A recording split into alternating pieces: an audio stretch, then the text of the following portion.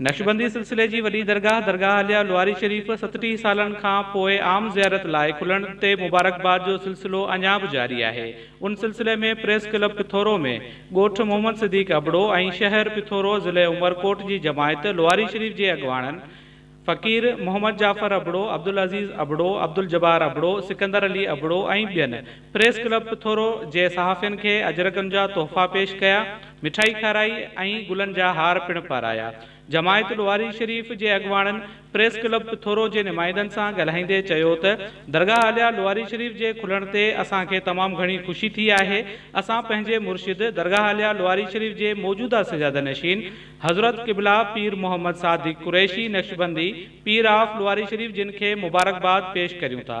ऐं मोहतरम जनाब आसिफ अली ज़रदारी साबिका सदर पाकिस्तान, मोहतरम सैयद मुराद अली शाह साहब वज़ीर आला सिंध, मोहतरम सुहेल अनवर सियाल वज़ीर औकाफ़, मोहतरम मुनवर अली महेसर साहब जिन जी काविशुनि ते संदन इंतहाई शुक्रगुज़ार आहियूं ऐं खेनि तहे दिल सां मुबारकबाद पेश करियूं था।